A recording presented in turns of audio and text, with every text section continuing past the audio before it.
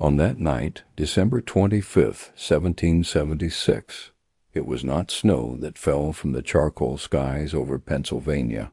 It seemed to the few shivering souls awake to witness it, as if the heavens were raining the ashes of a stillborn nation.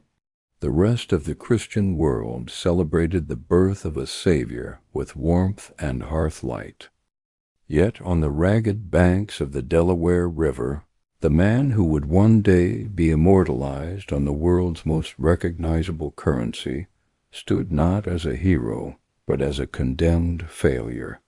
Today his stoic portrait projects unwavering certainty.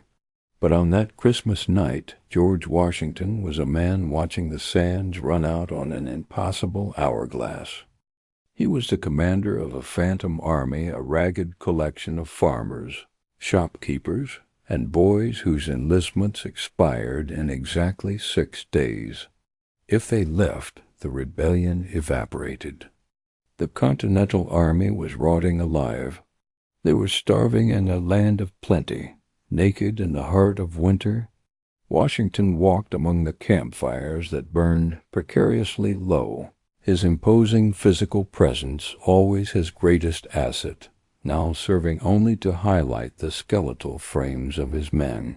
He saw the bloody footprints left in the snow by soldiers who had wrapped rags around their bare feet because their boots had fallen apart weeks ago. The silence in the camp was heavier than the lead of their muskets. It was the silence of men waiting to die. Washington knew that his officers' faith was fracturing. He could feel their eyes on his back, wondering if the towering Virginian was truly a military genius or merely a stubborn fool leading them to the gallows. He maintained a facade of marble-like calm, a performance of stoicism that cost him every ounce of his willpower. Inside, a tempest raged. Every cough from a sick soldier was an accusation. Every gust of freezing wind was a reminder of the might of the British Empire arrayed against them. He was not fighting for the United States of America. That concept was a fragile dream written on parchment in Philadelphia. He was leading an act of high treason against the crown. Failure didn't mean retirement. It meant a traitor's death at the end of a rope in London. As he stood by the river, the freezing mist acted as a canvas for his failures. His mind replayed the catastrophic last 6 months like a recurring nightmare. The Declaration of Independence in July had felt like a glorious sunrise, but it was immediately followed by the thundering storm of the British counter-invasion. The Empire had sent the largest expeditionary force in its history to crush the colonial upstarts. Washington remembered New York. It was meant to be their stronghold, but it became their slaughterhouse. He recalled the humiliation of Brooklyn Heights, where his army was outflanked, outmaneuvered, and nearly annihilated, saved only by a providential fog that allowed a Dunkirk-style escape. He remembered the shame of Kip's Bay, watching his militia break and run in blind panic at the first sound of British cannons, fleeing so fast they left their muskets behind. He had ridden among them, striking his own officers with his riding crop, roaring in impotent fury. Are these the men with whom I am to defend America?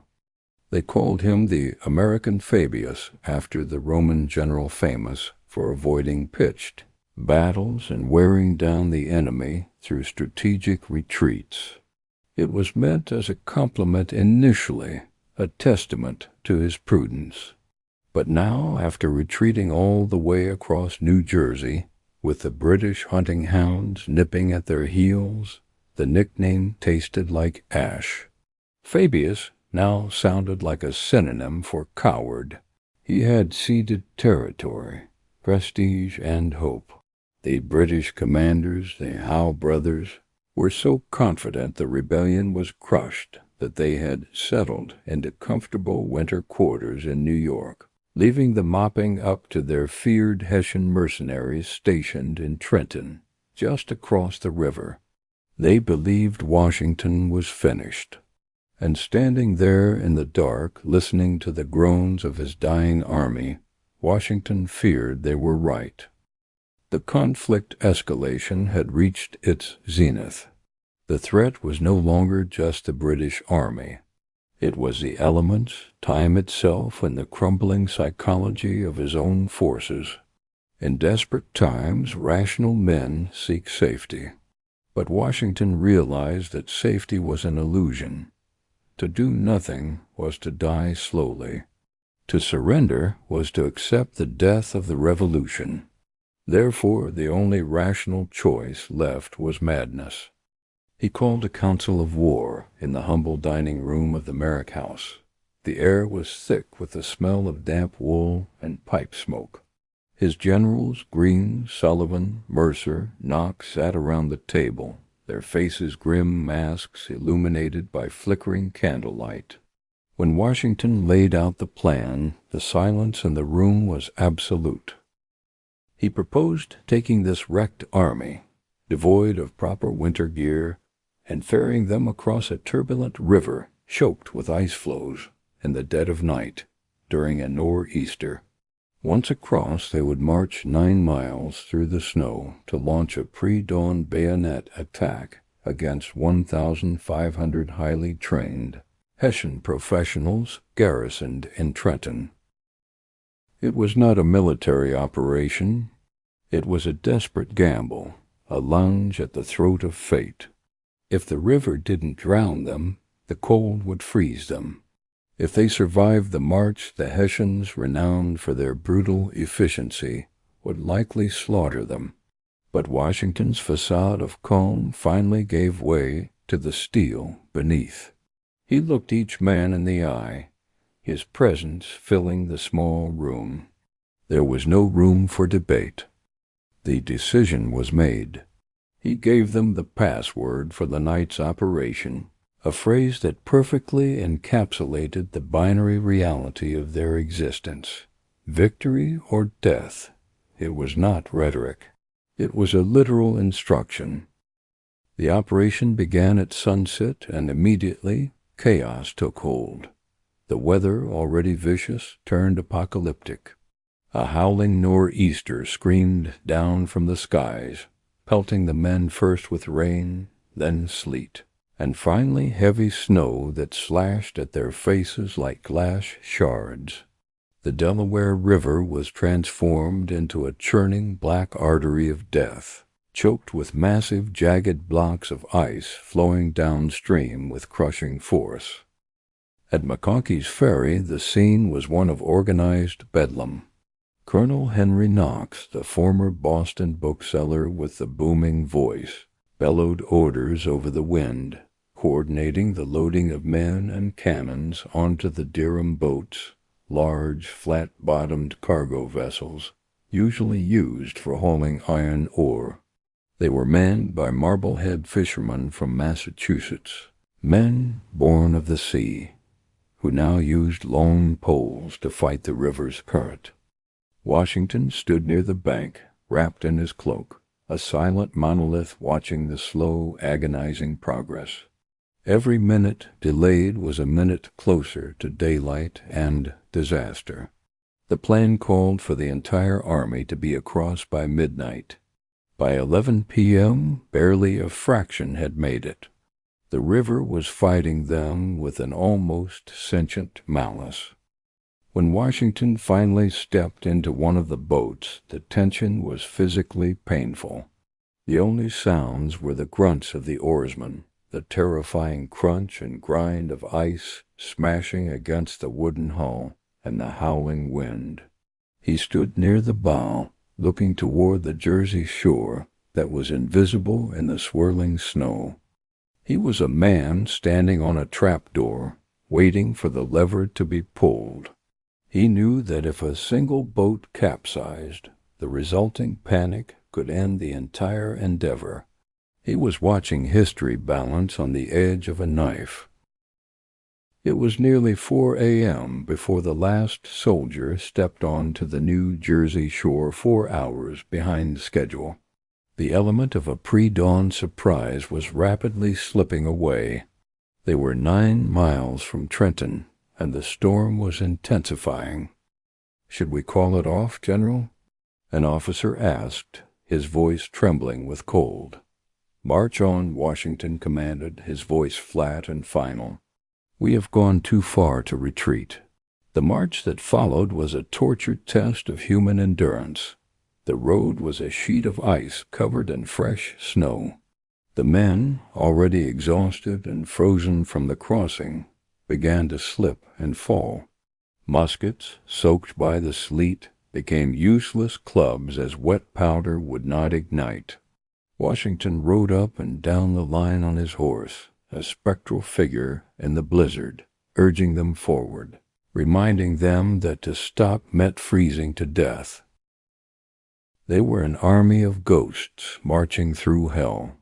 The bloody footprints that had marked their campsite in Pennsylvania now painted a grotesque trail leading toward Trenton. Major James Wilkinson, riding near Washington, later recalled the surreal horror of seeing the snow stained red by the feet of the men ahead.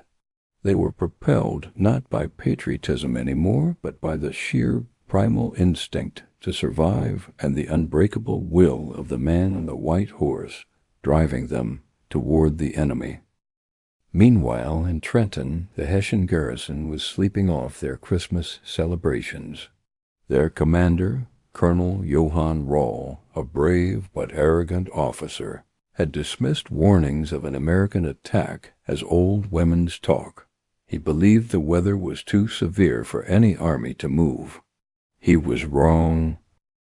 Just after 8 a.m., with the gray light of dawn barely penetrating the storm, the American vanguard crashed into the Hessian outposts on the edge of Trenton. The surprise was absolute. The crack of rifle fire shattered the morning calm, followed immediately by the roar of Henry Knox's cannons, which had miraculously been dragged 9 miles through the snow. The Hessians tumbled out of their barracks, groggy and confused, into a maelstrom of sleet and lead. Washington rode to high ground, watching the chaos unfold. He was no longer the passive observer of his own demise. He was the conductor of a violent symphony. His plan, born of desperation, was working.